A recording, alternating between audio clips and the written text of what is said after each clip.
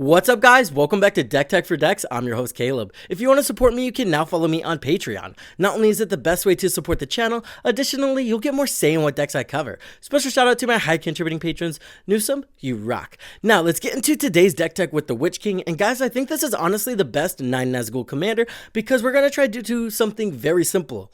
We're just going to try to make all of our 9 Nazgûl free. And then once we can make them free, we can just throw them all on the battlefield, we'll get a massive giant board state, and then we can easily attack and exile a ton of cards from the top of our library and get us into the cards that we need to win the game. How are we going to do this? We're going to use cards like Carnival of Soul, Defiler of Flesh, and Crick to go ahead and get rid of that black pip. And then there's a plethora of cards and Rakdos that get rid of the generic mana cost of our creatures. So now, again, all of our 9 Nazgûl are free. And then since we're running all of these cost reducers in the 99, it's just going to make it to where we can get into our commander that much faster. We are running some cool stuff like Sacrifice and Burnt Offering, because if we're able to use stuff like that, we can easily sacrifice our commander, which is a total of 7 CMC, and he has Undying. So he's just going to come right back and we're going to get a ton of mana.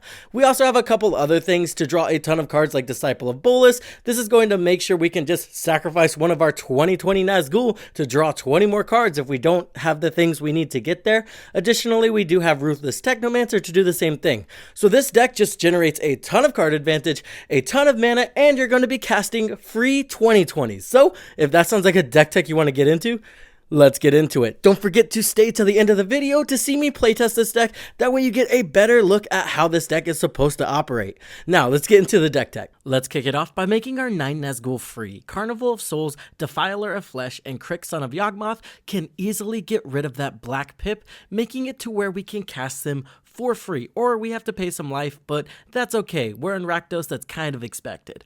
Heartless Summonings, Rowan Scion of War, Rakdos Lord of Riots, and Urza's Incubator can get rid of the colorless. So now, again, all of our 3 mana 9 Nazgûl are free, and we can just shove them onto the battlefield and start buffing them to the moon. But first we need to cast our commander, so treasure tokens are going to be a solid way to do this. Seize the Spoils, Unexpected Windfall, and Big Score are going to be very solid just for some early game card advantage while getting us a little bit of ramp.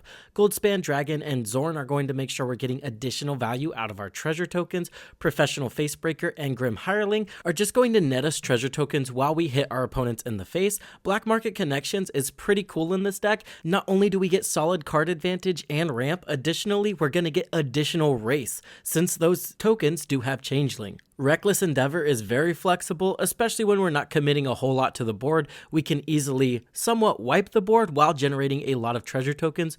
Ruthless Technomancer, you already know why this is in the deck. Another cool interaction this has is you can sack a 2020 Wraith and then easily reanimate it, since again, their power is very low in the graveyard, but as soon as it enters the battlefield, we're going to slam 9 more counters on it, as well as every other Wraith, so it can create some insane board states. The Reaver Cleaver also going to be pretty insane since those wraiths are going to be insanely massive.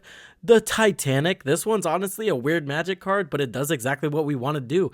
Deals damage to an opponent, we sack it, we get 7 treasure tokens, and that's our commander.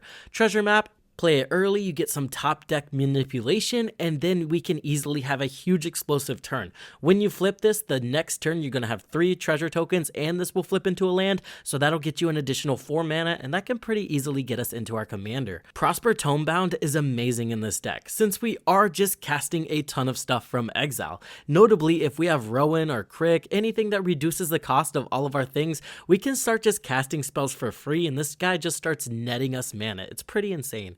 Dargo and the Balrog, now these are in the deck for a specific reason. We run a lot of treasure tokens, right? So we can sack them, cast these for very cheap, and then we just either sacrifice or burnt offering these right into our commander. We do have a pretty neat combo in the deck I'm going to briefly explain. We run Hordling Broodlord, Saw in Half, and then Peer into the Abyss. So what you're going to do is you're going to cast Hordling Broodlord, you're going to grab Saw in Half, and then you're going to Saw in Half Hordling Broodlord. This will net you 2 cards. You're going to grab either Sacrifice, Burnt Offering, and then the other card you're going to grab is Peer into the Abyss. Then you're going to draw half your library, so enjoy having half your library in your hand. Now, you will need a little bit of open mana to really abuse this, because if you have half your library in your hand and no mana, you're going to have a little bit of a bad time. So make sure you have something very massive on the battlefield so you can sacrifice it to either a Ruthless Technomancer, or again, you can just kind of try to draw yourself into either Sacrifice or Burnt Offering, depending on which one you tutored for, and then sacrifice your commander to draw cards.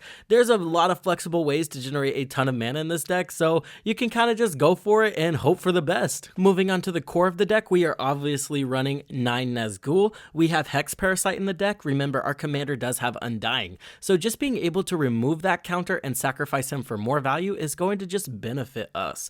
Underworld Breach is in the deck because sometimes whenever you peer into the Abyss and you don't get there, well, now you can just Underworld Breach and you have access to half your library again, and you can go for it next turn. Pretty solid. Mount Doom's in the deck. We do have a couple legendary artifacts, so that might come into play as a solid board wipe. Faithless Looting will get any high CMC cards out of our hand and draw us into our more impactful cards. We do run Veto in the deck. Now, Veto is kind of my form of Black Trample, because now whenever our wraiths are just chump blocked, we still gain the life, and so we can still do the damage. We can even kill one player and then dome the other one down with the Veto damage. He's just very flexible in the deck, and chump blockers kind of suck in this deck, so he's going to be a solid way we can end out the game. Reanimate and Entomb are going to be pretty busted. 9 times out of 10, you're probably just going to be grabbing your commander because they removed it, or you can grab the Hoarding Broodlord. You can even Entomb the Hoarding Broodlord and then reanimate it, draw half your deck. That's definitely busted. Additionally, you could just Entomb Anger and have haste, which is going to be a very crucial part of the deck as well, because after you cast the 9 Nazgûl, you're not going to want to pass the turn because they're going to be massive and your opponents are going to be looking for that board wipe. Relentless Assault and Fury of the Horde. We do need extra combat steps in this deck because, again, half the plan is to attack with our commander in any race we have to draw a ton of cards to play all of our race. Well, we already went through our combat steps, so we're going to need an additional one to end out the game, and these can get us there. Anger is just a way we can give all of our creatures haste very easily by shoving it in the graveyard, and then we have Arcane Signet and Soul Ring for some extra ramp. Moving on to card advantage, we have Stinging Study. This just draws us 7 cards for 7 life. I dig it. Brass's Tunnel Grinder is insane, especially when you have half your library in your hand. You can just draw the other half of your library. Don't deck yourself, but again, this will definitely ensure you get there with that Broodlord line. Jessica's Will for some explosive mana. Disciple of Bolas to draw a lot of cards because, again, those 9 Nazgûl get massive and we are paying a lot of life to cast them. So if your life total gets low, cast this, draw 20 cards, gain 20 life, and then just keep going off. Blood for the Blood God. I found that this deck just generates a ton of mana, whether it be through treasure tokens, our sacrifice, our burnt offering, or even just Rowan reducing the cost because of the life we've paid. We can easily cast this for 3 mana, draw 8 cards, and dome everybody in the face for 8. Notably, it's pretty busted to pair this with Blasphemous Act, because you 1 mana Blasphemous Act, 3 mana Blood for the Blood God, and then you just go off with something like a Rakdos Lord of Riots. Reforge the Soul and Wheel of Misfortune are our wheels of choice. Phyrexian Arena just for some solid card advantage early game, and Read the Bones, same, it's just going to dig us deep early game. Moving on to interaction, we have Feed the Swarm and Chaos Warp as our removal spells of choice. Deflecting Swat and Tybalt's Trickery can protect our commander. Call Forth the Tempest is just a cool card I kind of want to play with, so I shoved it in the deck. Shatterskull Smashing is very flexible, especially when we're generating so much mana. Blasphemous Act, you knew it had to be in here. This can be pretty one-sided depending on how big our 9 Nazgûl get. And then Mandate of Abaddon, another one-sided board wipe. We're keeping this. Land next turn. Boop. Oh, wow. Soul Ring. Okay. Soul Ring into... Sorry, tap a little differently. Soul Ring into Nazgûl. And then next turn, we'll go here. Cast this. What's the crew cast on it? The crew is 3, so we don't have that yet. Little bit unfortunate. Next turn, draw us into a Nazgûl. Come on, come on. I think we're just going to do the wheel here. Yeah, we're just going to do the wheel here. 1, 2, 3, 4, 5, 6, 7. Okay, that's a little better. Turn 4, no land yet. We'll play this. And then Heartless, actually here. And then Heartless Summonings. Okay, so our creatures get -1, but they cost 2 less. We'll go here. And then we will play Prosper. And we can... Actually, we can't crew yet. Okay. That's unfortunate. But what we can do... I probably shouldn't have casted him then.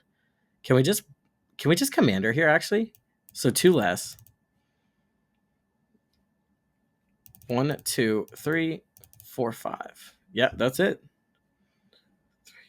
4, 5. Yeah, okay. So we can just commander here. See, this is why stuff like Heartless Summonings is good in the deck, because you can literally just commander, and since the cost reducing works with your commander and the 9 Nazgûl, it just kind of synergizes pretty well when you have a really expensive commander. So now we're going to crew this, send the Titanic at someone, and get 7 treasure tokens. Right? That is how that works. Interesting card. And if someone wants to use removal on a Titanic, we're just fine with that. That's going to get removal out of their hand. Our commander is kind of important to us, so we're happy to see the removal go. And then we will just add counter. Oh, sorry. Let me set counter. That's the easier way to do it. Then you just uptick to 7. Do we want to do anything here? We could run out Prosper. We're going to run out Prosper, and then we're just going to pass the turn. Hordling. Okay, we could draw half our library here. That sounds like what we want to do, actually. Is there anything we want to do first? First, we could go to combat and exile the top 5 cards and see if we get anything off of Prosper. Nah, let's just Hordling here. Hordling's kind of fun. So it's reduced right now, so we can do black, black, black, and then we just need 3 mana from there. Boop. And then we go get our Saw in half. We do the thing, guys. Let's draw half our library. And then we will tap this guy, and this guy to Saw in half. And then we will be casting that from exile. So we're going to get another treasure token because of Prosper. I think I missed the Prosper trigger, but that's okay. And then we are going to go ahead and make a token copy. And then view our library. We're going to grab our Peer into the Abyss.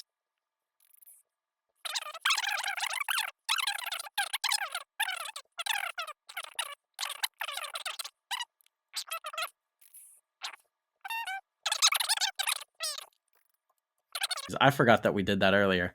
So yeah, we're going to tap this to sack it. We'll get 7 black. Tap this, use... Oh, sorry, 8 black. Tap this, use 6 of our black. So we have 2 black floating mana. And then draw half of our library.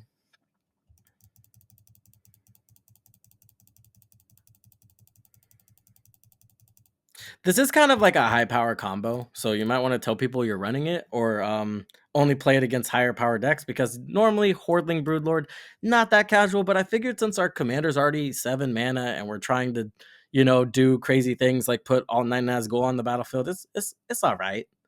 It's all right, right? Justified. Not broken at all. Okay, here's a Nazgûl. Oh, they're not free yet. Let's make them free. What do we need to make them free? We need something to make these guys free. Already had all that. Let's go. Just looking through what we got here. Jessica's Will seems like a very good contender to cast. We'll probably cast this Nazgûl. We're not casting them yet. Oh, we got 4 Nazgûl. That's awesome. Oh, there's our Defiler. And then we have Defiler. And then we got the Ruthless. So we literally have all the mana here. Another Nazgûl. Okay, so yeah, let's go through the deflecting swap for some protection. Yeah, if they let the Hordling get off, you just kind of win. So maybe if that combo is too powerful for your play group, definitely take it out.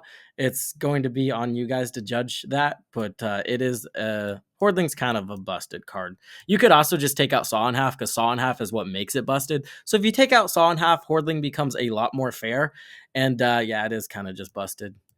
But yeah, okay, so we cast Defiler. using four of our treasure, or sorry, only two of our treasure tokens. So we can easily set this down to 6. And then to pay 2, I mean, we already paid half our life here. And then we'll pay 2 life for each Nazgûl. So what is that? 2, 4, 6, 8, 10. Okay, so going down to 10 life. And then when this one enters, you get a counter here, counter here. Oh, sorry, 2 counters. And then 1, 2, 3. 1, 2, 3. 1, 2, 3. 1, 2, 3, 4. 1, 2, 3, 4. 1, 2, 3, 4. Oh yeah, 1, 2, 3, 4. I think 1, 2, 3, 4, 5. 1, 2, 3, 4, 5. 1, 2, 3, 4, 5. You guys get the picture. It's insane. Did we draw into veto? We actually did draw into veto. So we're going to 1 treasure token, and then we're just going to activate veto. And then did we draw? I thought we did draw into the. Actually, we have the other reckless. So before we use the 5 mana to cast the veto, we're going to use one of the treasure tokens to cast Jeska's Will, netting us mana, and that will give us enough mana to activate veto and get us our extra combat step. Do we? Oh, I guess we need a haste enabler, don't we? I guess we just start drawing cards. Okay, we're going to Ruthless Technomancer one of these to go ahead and just get 14 more treasure tokens. And that'll only cost 1 mana, which we have open because of the treasure tokens. And then we just need a way for haste, which if we have Entomb, we get there. Yeah, if we have Entomb, we get there. There's another 9 Nazgûl I missed. Yeah, I guess we just start searching. Oh, we got Entomb. Okay, Entomb, Anger, and there. We got there. Sorry that took so long. It's kind of hard when you draw half your deck to look through all the cards. And I'm also trying to do this fast, so I'm like not trying to like I don't think you guys would enjoy me looking through a lot of cards. But anyway, I hope you guys enjoyed the deck works. This is 20 minutes, so we're gonna end the video here. Peer into the Abyss busted, Hordling Broodlord busted. So 9 times out of 10, if you can get that off, you don't even have to attack with your commander. And we kind of got it off twice, so kind of good hands. And we did hard cast it. So I think if you're hard casting Hordling Broodlord, it's a lot more fair, because if you can get to where you generate 7 mana, you cast 8 mana, you cast an 8 mana spell, and then you have additional mana to cast the Saw on half. I think you kind of deserve to get there. But again, maybe not. Maybe it's too powerful.